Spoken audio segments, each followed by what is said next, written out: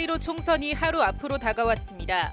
여야는 막판까지 득표전에 총력을 기울이고 있는 가운데 내일 투표에서 해도 되는 것과 하면 안 되는 주의사항을 전해드립니다.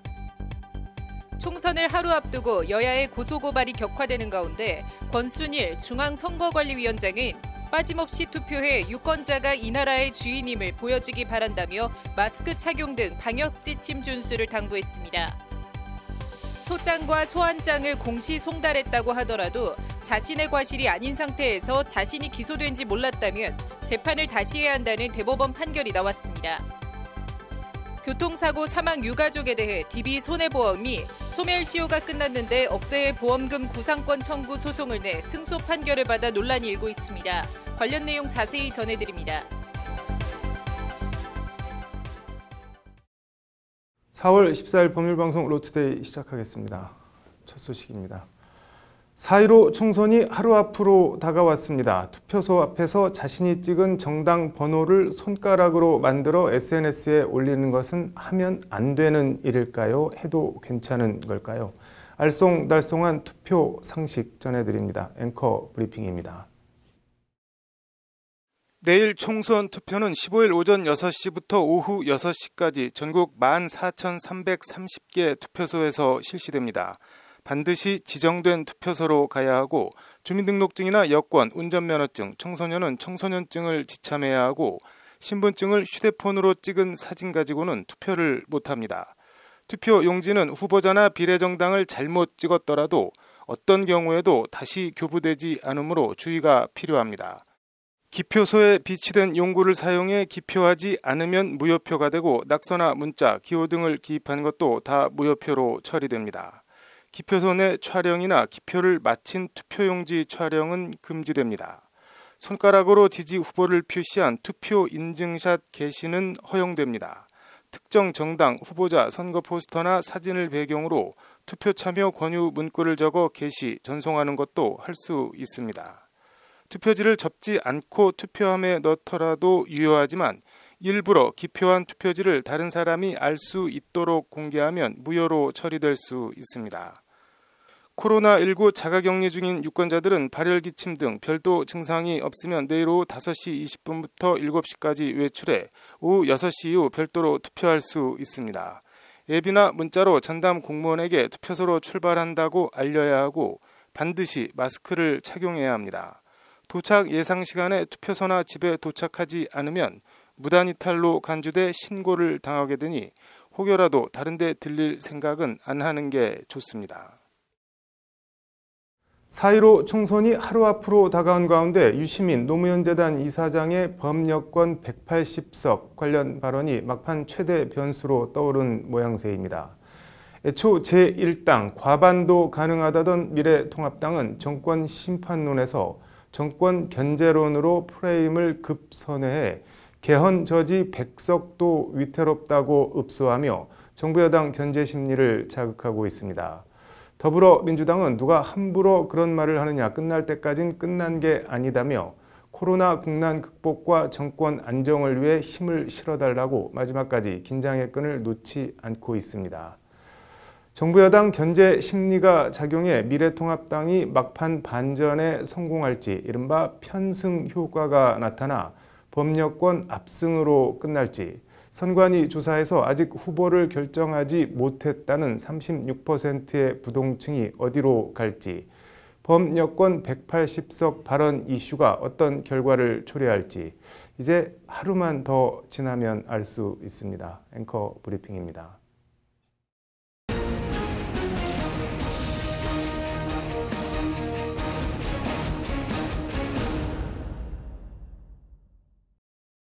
네, 4.15 총선이 하루 앞으로 다가오면서 막판 고소 고발도 이어지고 있습니다. 이 얘기는 장한지 기자와 함께 해보겠습니다. 장 기자, 일단 부산 남구을 미래통합당 이현주 후보와 더불어민주당 박재호 후보 얘기부터 해볼까요?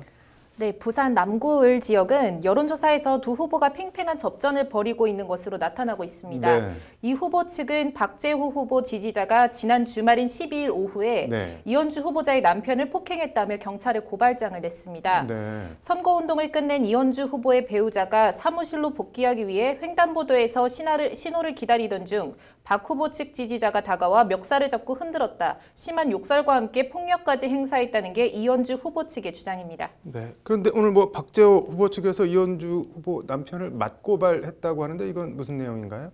네, 오마이뉴스가 어제 공개한 현장 영상인데요. 네. 이현주 후보 남편인 최원재 경희대 교수는 이현주 남편이라고 적힌 분홍색 잠바를 입고 박 후보의 집중 유세장인 용호동 LG 메트로시티 앞 사거리에서 운동원들 바로 앞에서 손가락으로 기호 2번을 강조하면서 손가락을 흔드는 모습이 나옵니다. 네. 이현주 후보 남편은 그냥 지나가는 것도 아니고 지나갔다가 다시 돌아오는 모습도 화면에 담겨 있습니다. 네. 이현주 후보 남편이 고의로 시비를 유발했다는 것이 박재호 후보 측의 주장입니다. 네. 이에 따라 박 후보 측은 오늘 이현주 후보의 남편이 집중 유세장에 뛰어들어 이현주를 외치는 추태를 부렸다며 이 후보의 배우자를 연설회장 소란행위 금지 등 공직선거법 위반 혐의로 부산 남부경찰서에 고발장을 냈다고 밝혔습니다. 네. 다른 것도 비슷비슷한 상황이 벌어지는 곳이 꽤 있죠? 네, 세월호 텐트 막말로 결국 통합당에서 결국 제명된 네. 경기 부천병 차명진 전 후보는 민주당 김상희 후보가 자신을 짐승에 비유하고 또 자신이 공약을 베꼈다는 허위 사실을 공표했다며 지난 9일에 모욕 및 명예훼손 등의 혐의로 검찰에 고소했습니다. 네. 김 후보는 자신의 현수막을 두고 집단 성관계를 뜻하는 표현을 담은 글을 올린 차 전 후보를 검찰에 고발했습니다. 네. 경기 성남 중원구의 민주당 윤영찬 후보는 네. 사선인 통합당 신상진 후보가 유세 차량과 홍보물에 5선의 힘, 압도적 추진력 등을 표기한 것은 허위사실 유포라면서 선관위에 고발장을 냈습니다. 네. 또 신 후보는 선관위로부터 문제없다는 확답을 받았다면서 맞고발로 나섰습니다. 네. 이제 격전지로 꼽히는 서울 동작구 의뢰 통합당 나경원 후보는 지난 8일에 경쟁 상대이자 판사 후배인 민주당 이수진 후보에 대해서 양승태 체제의 사법농단 피해자라고 주장한 것은 허위라면서 이제 허위사실 공표 혐의로 고발을 했습니다. 네. 부산 진갑에서는 민주당 김영춘 후보 측이 이제 지난 10일 SNS에 통합당 서병수 후보의 거부로 방송 토론이 연이어 무산되고 있다는 글을 올린 것을 두고 이제 서 후보 측은 허위사실 유포라면서 선관위에 고발하는 등 상대 후보를 깎아내리면서 이제 당선 무효를 노릴 수 있는 공직선거법상 허위사실 공표 혐의의 고발도 잇따르고 있습니다. 네. 하나만 더 볼까요? 김남국 더불어민주당 경기 안산 단원을 후보는 사법시험 준비생 모임에 고발을 당했던데 이거는 어떤 내용인가요? 네, 이 사건은 공직선거법과는 직접 상관은 없습니다. 김남국 후보가 성적 비하 발언이 나온 유료 팟캐스트 방송에 출연한 사실과 관련해서 사법시험 준비생 모임이 팟캐스트 3 연고전 공동 진행자였던 이동영 미르미디어 전략연구소 대표이사와 박지훈 변호사와 함께 그리고 김남국 후보를 정보통신망법 위반 혐의로 검찰에 고발한 내용입니다. 사준모는 이들이 팟캐스트 방송을 만들면서 이제 청소년 유해 매체물임을 표시하지 않고 또 미성년자도 한 편당 500원에 청취할 수 있게끔 해서 정보통신망법 73조 2호를 위반했다고 고발장에서 말하고 있습니다. 차마 입에 담기조차 수치스러운 성비하 발언들이 난무하고 김 후보는 성비하 발언을 함께 웃고 즐기다가 품평에 참여했다는 것이 안산 단원을에 출마한 통합당 박순자 후보의 주장인데요. 해당 방송은 여성 청취자도 많은 솔직한 연애 결혼에 관한 내용으로 악의적인 네거티브 공세라는 게 김남국 후보의 반박입니다. 네, 이동영 대표, 박지훈 변호사 이런 사람들 요새 시사 프로그램에서 진행자나 게스트로 많이 출연하던데 이명박 박근혜 정권에서 많이 보이던 사람들은 다 어디로 갔나 궁금하네요. 아무튼 옥석을 잘 가려서 투표해야겠네요. 오늘 잘 들었습니다. 네, 다음 소식입니다. 법률방송은 얼마 전 한화손해보험이 아버지가 교통사고로 사망하며 고아가 된 초등학생을 상대로 2,700여만 원의 구상금 소송을 걸었다는 내용을 보도해 드렸는데요. 이와 관련 한화손보는 소송을 취하하고 대표이사가 물의를 일으켜 죄송하다는 사과문을 발표했습니다. 이번엔 DB손해보험의 교통사고 사망 유가족에 대한 10여 년 만에 구상권 청구 소송 사실이 뒤늦게 알려지며 논란이 되고 있습니다. 어떤 내용인지 신세아 기자의 보도입니다. 지난 2000년 2월 14일 밤 서울 올림픽대로 청담교 부근에서 난 대형 교통사고입니다. 승용차가 마치 종잇장처럼 구겨져 찌그러져 있고 119 대원들은 사고 수습에 여념이 없습니다. 교통사고를 막기 위해 설치된 미끄럼 방지 시설에서 떨어져 나온 돌가루에 차량들이 미끄러지며 참혹한 사고로 이어진 겁니다. 이 사고로 운전자 김모 씨와 차량 동승자 3명 등 차에 타고 있던 4명이 모두 목숨을 잃는 참변을 당했습니다. 그런데 운전자 김 씨가 종합보험이나 별도의 손해보험을 가입해둔 게 없어 당시 사망한 동승자 유족들에겐 자동차 손해배상 보장 사업을 통해 모두 1억 8천만 원의 보험금이 지급됐습니다. 자동차 손해배상 보장 사업은 운전자들이 가입한 자동차 보험에서 일정 금액을 별도로 적립해 무보험이나 뺑소니 차량 피해자 등을 구제해주는 일종의 사회적 보험입니다. 가장의 죽음이라는 끔찍한 일을 겪은 운전자 김 씨 가족들에게 사고 13년 뒤인 2013년 황망한 일이 또 생겼습니다. 당시 정부 위탁을 받아 보험금을 지급했던 현재의 DB 손해보험에서 동승자 유족들에게 지급한 1억 8천만 원의 보험금을 돌려달라는 구상권 청구가 들어온 겁니다. 경황이 없는 와중에도 사망한 김 씨의 아내가 주변에 물어보니 채권 소멸시 후 10년이 지났기 때문에 신경 쓰지 않아도 된다는 답변을 들은 김 씨 유족들은 별다른 대응을 하지 않았습니다. 그런데 사건은 정식 재판으로 이어졌고 법원은 보험사 손을 들어줘 사망한 김 씨의 아내는 6천만 원, 세 딸은 4천만 원씩 1억 8천만 원 전부를 배상하고 변제하지 못할 경우 연 20%의 이자를 지급하라는 김 씨 모녀 입장에선 청천벽력 같은 판결을 내렸습니다. 현재 이들 네 모녀가 갚아야 할 금액은 4억 4천만 원으로 불어났고 이 같은 소식은 최근 유튜브 한문철 TV를 통해 알려졌습니다. 안녕하세요. 저희 가족은 엄마 그리고 딸 셋입니다. 제가 막내딸이에요. 제가 지금 25살이고요. 그때 5살이었어요. 그때는 아빠 얼굴도 기억이 안 납니다. 저는 행복한 생활을 할 수가 없습니다. 제1금융은 전부 막혔고 지금 빵빵보험사에서 압류를 걸어서 저희 가족이 신용불량자가 됐습니다. 채권 소멸시효가 지나 결손 처리해야 할 것을 보험사 직원이 못 먹는 감 찔러나 보는 식으로 소송을 낸 것이라는 게 한문철 변호사의 주장입니다. 소멸시효 지는 거 알면서도 그랬어요. 왜 그랬을까요? 거기 성과급 직원들이 계약직이 또 오거나 또는 그 담당 직원이 또 그 회사 직원 다른 직원이 왔고 옛날 거 지나간 거 보니까 오 여기 돈 되는 거 있네. 일단 해볼까? 소송이나 한번 찔러나 볼까? 저는 이 사건은 결손 처분 됐어야 마땅한 거를 보험사 직원이 재주를 부린 거예요. 네, 혹시나 하고 한번 찔러본 거예요. 이 같은 주장에 대해 DB 손해보험 관계자는 애초 돈을 받으려고 소송을 낸 게 아니라는 취지로 해명했습니다.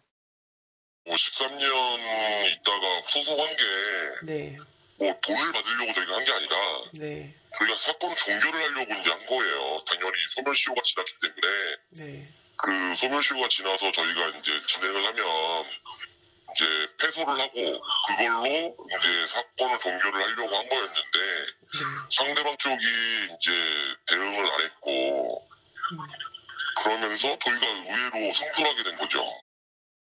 하지만 이 같은 해명에도 불구하고 법조계에선 설득력이 떨어진다는 지적이 많습니다. 애초 패소를 염두에 두고 소송을 낸 거라면 재판에서 소멸시효 관련 사실을 밝혔으면 되는데 그렇게 했는지 의문이라는 겁니다. 소멸시효 같은 경우는 시효가 지났다고 해서 재판장이 임의로 판단하는 직권조사 사항이 아니라 당사자가 주장을 해야 판단을 해주는 항변 사항이거든요. 그렇기 때문에 만약에 재판에서 소멸시효가 이미 완성되었다 단 한마디만 했으면 유족들이 쉽게 승소를 했을 것인데요. 결국 법률 지식이 떨어지거나 없는 사회적 약자를 상대로 DB 손해보험이 요행을 바라는 꼼수 소송을 내 교통사고 유가족 피해자들을 2번 울리고 있다는 비판입니다. 소멸시효도 훨씬 도가 됐는데도 법률 지식이 상당히 많은 보험사가 소송을 제기했다는 것은 요행을 노리는 꼼수에 불과합니다. 여기에 유족들이 안타깝게 대응을 못해가지고 이런 결과가 발생한 것 같은데요. 이런 행위는 보통 악덕 추심업체에서 하는 경우는 종종 있는데 공익성을 띈 보험회사가 있다는 것은 저로서도 믿기지 않습니다. DB 손해보험 측은 해당 유가족에 대해 가지고 있는 보험금 지급 구상금 채권을 탕감할지 여부에 대해선 명확한 입장을 밝히지 않고 있습니다. 법률방송 신세아입니다. 자신이 기소된 줄도 모르는 피고인이 1, 2심에서 잇따라 유죄를 선고받는 피고인 입장에서 보면 황당한 재판이 열렸습니다. 판결로 보는 세상입니다. 일용 노동자 최모 씨는 지난 2016년 4월 밤 10시쯤 경기도 수원의 한 호프집에서 술값을 두고 사장과 실랑이를 벌이다 사장을 바닥에 패대기 치는 등 폭행을 했다고 합니다. 최 씨는 또 신고를 받고 출동한 경찰관을 향해서도 욕을 하고 멱살을 잡고 흔들며 얼굴까지 때렸다고 합니다. 결국 최 씨는 폭행과 공무집행 방해 등 혐의로 기소됐는데 재판 과정에서 문제가 불거졌습니다. 일용 노동자였던 최 씨의 주거지가 일정치 않아 소환장 등 법원이 보낸 소송 서류가 최 씨에게 전달되지 않은 것입니다. 이에 1심 재판부는 공시 송달 방법으로 공소장 2번과 소환장을 송달하고 최 씨가 재판에 나오지 않은 상태에서 재판을 진행해 징역 8개월에 집행유예 2년을 선고했습니다. 공시 송달은 쉽게 말해 피고인의 소재가 불분명해 소송 서류를 전달할 수 없을 경우 최후의 방법으로 법원 게시판에 소장과 소환장을 게시하는 것으로 송달을 대신하는 것을 말합니다. 검찰은 형량이 낮다며 항소했는데 1심에 이어 2심도 공시송달 방법으로 소환장을 송달하고 최 씨가 불출석한 상태에서 검사 항소를 기각하고 1심 집행유예 판결을 유지했습니다. 우연한 계기에 자신이 공무집행방해 혐의 등에 대해 징역형 집행유예를 선고받았다는 사실을 알게 된 최 씨는 법원에 재판을 다시 받을 수 있도록 상고권을 회복해달라는 청구를 했습니다. 대법원은 최 씨가 책임을 질 수 없는 사유로 상고기간 내 상고를 하지 못했다며 재판을 다시 하라고 사건을 수원지법으로 돌려보냈다고 오늘 밝혔습니다. 피고인의 귀책 사유 없이 1, 2심 공판 절차에 출석할 수 없었다. 이는 형사소송법이 상고 이유로 정한 재심 청구의 사유가 있는 때에 해당한다는 것이 대법원 판시입니다. 혹시라도 사기 같은 범죄를 저지르고 일단 잠적해서 소장과 소환장을 안 받으면 처벌이나 손해배상을 피해갈 수 있겠다 착각하면 안 될 것 같습니다. 대법원 판결 취지는 절차상 하자가 있으니 재판을 다시 하라는 것이지 무죄 취지로 파기환송한 게 아니기 때문입니다. 그나저나 재심에서 무죄가 나올지 징역형이 아닌 벌금형이 나올지 아니면 혹시라도 죄질이 불량하다며 실형이라도 나오는 건 아닌지 판결 결과가 궁금합니다. 판결로 보는 세상입니다. 네, 오늘 준비한 소식은 여기까지입니다. 시청해 주셔서 감사합니다.